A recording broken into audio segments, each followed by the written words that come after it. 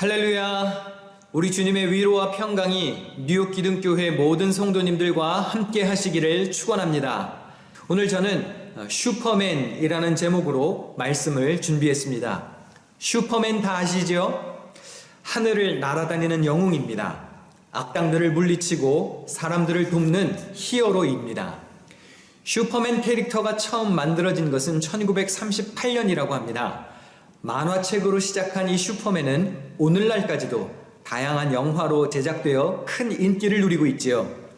오늘 말씀을 슈퍼맨이라고 정한 이유는 우리가 종종 우리 하나님을 슈퍼맨으로 인식하기 때문입니다. 물론 전혀 틀린 이해는 아닙니다.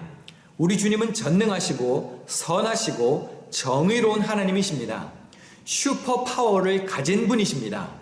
그러나 우리가 원하는 것을, 우리가 원하는 모든 일을 전부 다 이루어 주시지는 않습니다. 하나님의 긍휼에 관해 이야기하는 이사야 말씀의 일부를 보겠습니다. 이사야 55장 8절과 9절입니다. 나의 생각은 너희의 생각과 다르며 너희의 길은 나의 길과 다르다. 주님께서 하신 말씀이다. 하늘이 땅보다 높듯이 나의 길은 너희의 길보다 높으며 나의 생각은 너희의 생각보다 높다.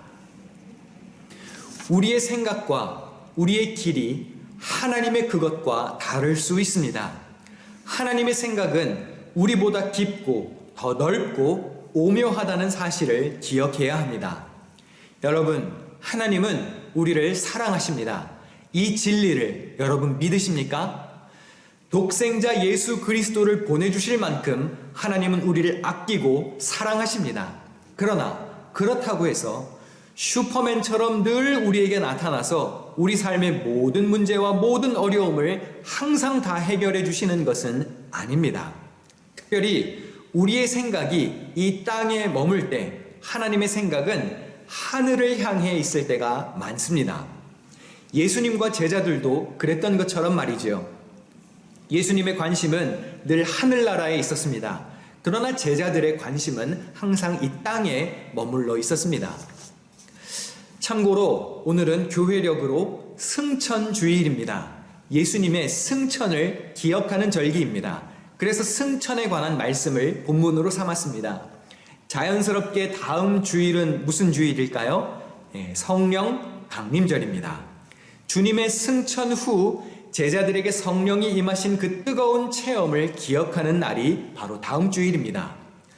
부활하신 예수님은 40일 동안 제자들의 눈에 보이시며 평안을 전하시고 하나님 나라와 그들의 사명에 관해서 말씀하셨습니다. 마태복음에 보면 마지막에 예수님이 이런 말씀을 하십니다. 마태복음 28장 19절과 20절입니다. 너희는 가서 모든 민족을 제자로 삼아 아버지와 아들과 성령의 이름으로 세례를 베풀고 내가 너희에게 분부한 모든 것을 가르쳐 지키게 하라.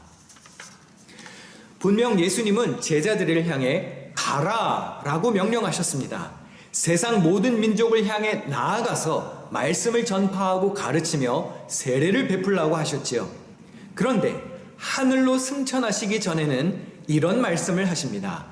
오늘 본문 이전에 나와 있는 사도행전 1장 4절입니다. 예루살렘을 떠나지 말고 내게서 들은 바 아버지께서 약속하신 것을 기다리라. 마태복음의 마지막에서는 모든 민족을 향해서 가라고 하셨는데 사도행전 1장에서는 예루살렘을 떠나지 말고 기다리라고 하십니다. 제자들이 온 세상을 향해 나아가서 복음을 증거하기 전에 먼저 할 일이 있다는 것이죠. 그것은 바로 주님께서 약속하신 성령의 능력을 힘입어야 한다는 사실입니다. 예수님도 성령의 능력으로 잉태되셨습니다. 세례를 받을 때에 성령이 임했다고 했습니다.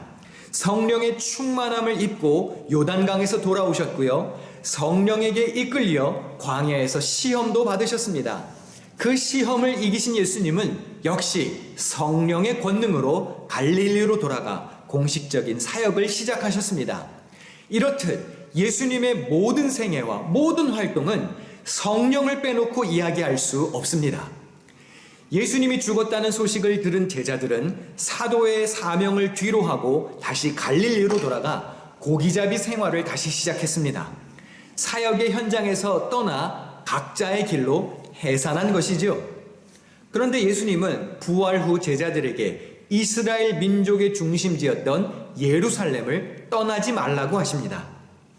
예수님께서 배척을 받으셨던 바로 그 장소가 이제는 성령님이 임하는 장소가 될 것이고 복음 증거의 전진기지가 될 것을 전해주고 계십니다.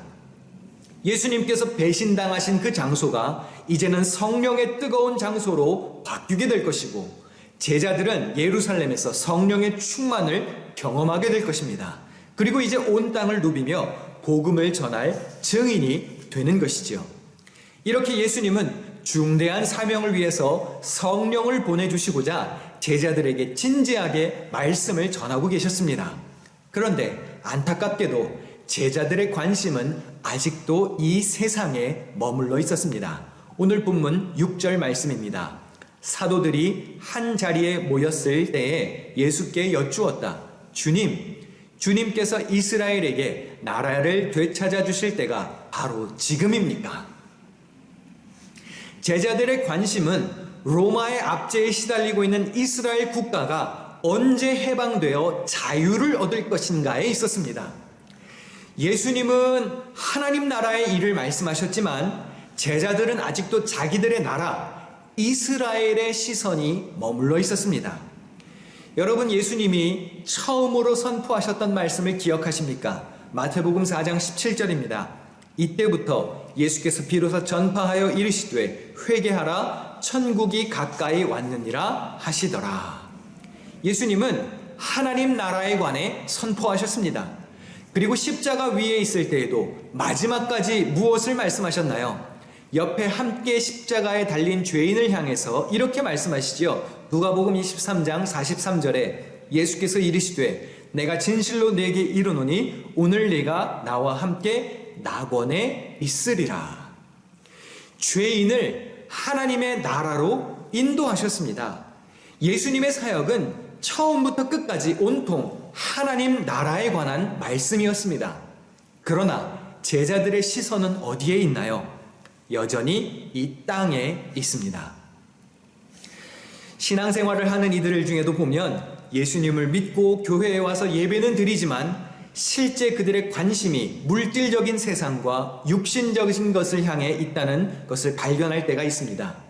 마치 예수님의 제자들처럼 예수님이 슈퍼맨이 되어 이스라엘을 해방시켜주고 다시 과거에 찬란했던 그 부귀와 영화를 회복시켜 주시기를 기대했던 그 갈망이 혹시 여러분에게는 없으십니까? 교회에 옵니다. 예배도 드립니다. 헌금 생활도 하고 각종 봉사도 합니다. 그러나 실제 관심은 천국에 있지 않습니다. 주님이 내 삶에 나타나셔서 슈퍼맨처럼 모든 문제의 해결사가 되어주시기를 바라는 마음 혹시 없으십니까? 건강의 문제, 내 가정의 문제, 내 사업과 경제적인 문제, 관계의 문제, 비전과 미래의 문제 등 당장 눈앞에 보이는 내 고민과 이 세상적인 일에 대한 능력자가 필요한 것은 아니신지요? 슈퍼맨이 필요한 것은 아니십니까? 물론 이러한 문제들이 중요하지 않다는 말은 아닙니다. 너무너무나 중요한 일들이지요. 당연히 기도하고 우리 주님께 맡겨야 할 일들입니다.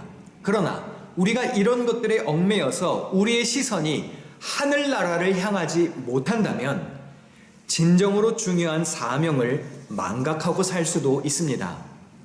예수님은 제자들에게 이런 것보다 더 중요한 것, 성령의 능력을 힘입고 땅끝까지 복음을 전파하는 거룩한 유언을 남기는 중이셨습니다. 더 중요한 것이 있다는 것이죠. 그러나 제자들의 관심은 거기에 있지 않았습니다. 예수님은 이스라엘의 정치적 해방의 시기를 묻는 제자들에게 이렇게 답변하십니다. 사도행전 1장 7절입니다. 때나 시기는 아버지께서 아버지의 권한으로 정하신 것이니 너희가 알 바가 아니다. 그런 것은 너희의 알 바가 아니랍니다. 제자들을 비롯한 백성들에게는 이것이 매우 중대한 문제였는지 모르지만 주님은 그것을 알 필요가 없다고 하십니다. 예수님은 백성들을 위해 이스라엘이라는 국가를 회복시킬 그런 슈퍼맨 노릇을 하실 생각이 없으셨습니다. 여러분, 때로 우리 삶의 문제를 놓고 기도하며 우리가 주님께 매달릴 때 하나님이 반응하지 않으실 수도 있습니다. 그 문제가 해결될 때와 시기는 우리의 관심사가 될 필요가 없기 때문이지요. 여기서 때, 타임에 해당하는 헬라어 단어는 크로노스입니다. 그리고 시기, dates에 해당하는 원문의 단어는 카이로스입니다. 고대 그리스어에는 시간을 나타내는 두 가지 말이 있습니다. 크로노스의 시간과 카이로스의 시간이 있습니다. 크로노스는 일반적으로 흘러가는 시간을 말합니다. 과거, 현재, 미래로 연속해 지나가는 그런 연대기적인 시간을 말하지요. 누구에게나 공평하게 주어지는 객관적인 시간입니다. 반면 카이로스의 시간은 소중한 의미가 담긴 시간을 말합니다. 일생에서 아주 중요한 사건이 일어나는 기회, 그런 특별한 때를 가리키는 사건을 가리키는 것이죠. 가령 나와 하나님과의 수직적인 관계에서 아주 중요한 체험이 이루어질 때 어떻게 시간이 지나가는지도 모를 만큼 얽매이지 않는 그 순간, 그 특별한 시간을 카이로스라고 할 수 있습니다. 그런데 예수님은 이런 모든 개념의 시간에 대해 우리가 알 필요가 없다라고 말씀하십니다. 여러분, 우리가 꼭 기억해야 할 것이 있습니다. 우리의 시간표와 하나님의 시간표는 다릅니다. 자, 저를 따라서 한번 해보실까요? 나의 시간표와 주님의 시간표는 다르다. 주님이 슈퍼맨처럼 나타나서 나의 문제를 해결해 줄 시기보다 더 중요하게 생각하고 우리가 집중해야 할 것이 있습니다. 그것이 사도행전 1장 8절과 9절 말씀입니다. 그러나 성령이 너희에게 내리시면 너희는 능력을 받고 예루살렘과 온 유대와 사마리아에서 그리고 마침내 땅 끝에까지 이르러 내 증인이 될 것이다. 이 말씀을 하신 다음에 그가 그들이 보는 앞에서 들려 올라가시니 구름에 쌓여서 보이지 않게 되었다. 나의 문제를 해결해 줄 시기를 아는 것보다 더 중요한 것은 우리가 성령의 능력을 힘입어 참된 주님의 증인이 되는 것입니다. 여러분, 성령의 능력이 왜 필요합니까? 우리의 유익을 위해서가 아닙니다. 하나님의 일을 위해서 필요한 것입니다. 여러분이 성령의 능력을 선물로 받았다면 그것은 오직 복음 전도를 위해서 그리고 공동체의 덕을 세우기 위해서 사용해야 합니다. 예수님은 성령을 받아 예루살렘과 온 유대, 사마리아를 넘어서 땅 끝까지 주님의 증인이 될 것을 명령하셨습니다. 그리고는 진짜로 슈퍼맨처럼 하늘로 올라가셨습니다. 말 그대로 슈퍼맨,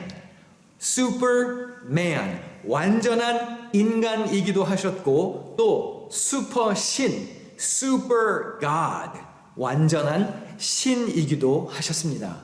하나님 아버지의 곁으로 올라가신 것이지요. 원래 그분이 계셔야 할 하늘 보좌로 올라가신 것입니다. 예수님이 승천하시기 전에 마지막으로 하신 말씀이 무엇입니까? 주님의 증인으로 살라는 것입니다. 그리고 온 땅의 증인으로 위해 살기 위해서는 우선적으로 필요한 것이 성령을 기다리는 일입니다.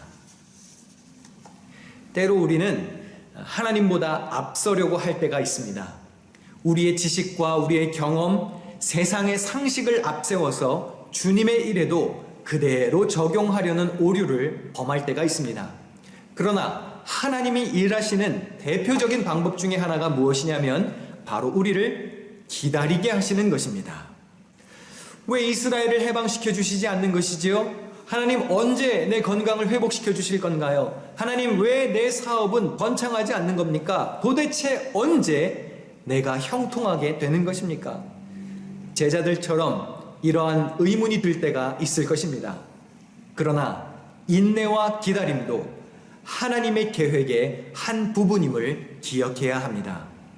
여러분은 하나님의 때를 기다릴 줄 아는 사람입니까? 아니면 참지 못하고 그냥 주님을 앞질러 버리는 사람입니까? 제자들은 예수님이 올라가신 하늘을 그렇게 멍하니 바라보고 있었습니다.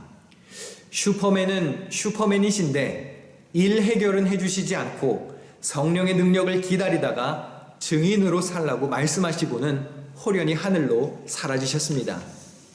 그렇게 하늘만 하염없이 바라보는 제자들에게 곁에 있던 천사들이 이러한 말씀을 전합니다. 사도행전 1장 11절 어찌하여 서서 하늘을 쳐다보느냐 너희 가운데서 하늘로 올려지신 이 예수는 하늘로 가심을 본 그대로 오시리라. 이것은 일종의 책망이라고 할 수 있습니다.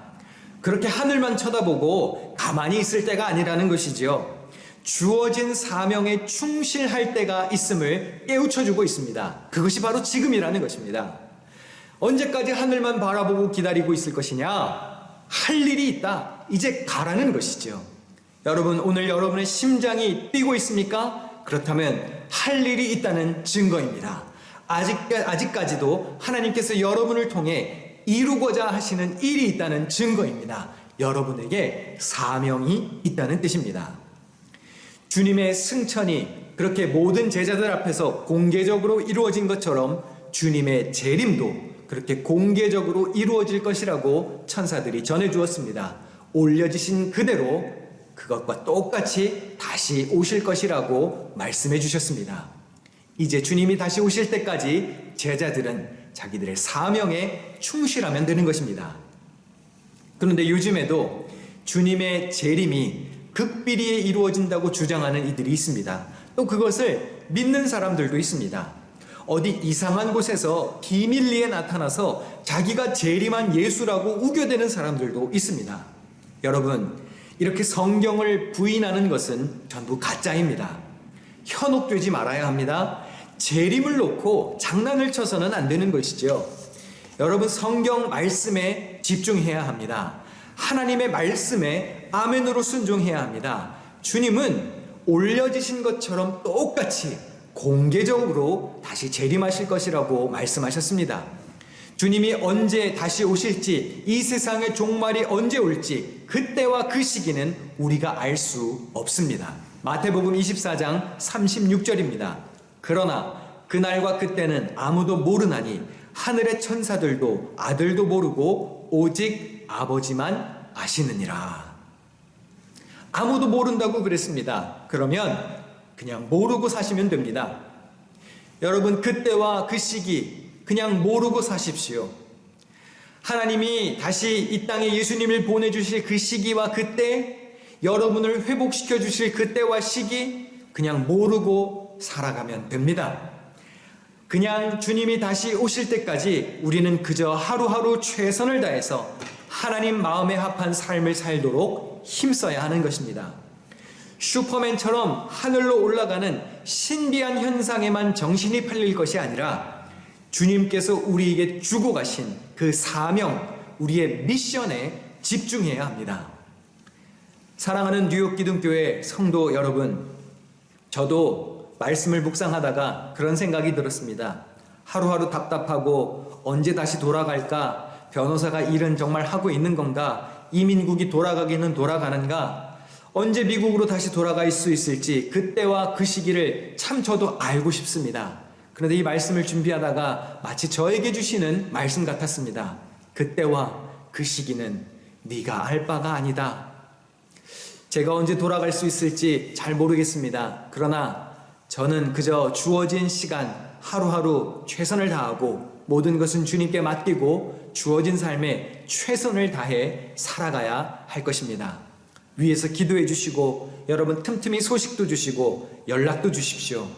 그리고 저도 그렇게 살 테니 여러분들도 계신 곳에서 여러분 삶에 최선을 다해 하루하루 허송세월하지 않고 주님께서 여러분에게 맡기신 사명에 최선을 다하시기를 주님의 이름으로 부탁드립니다.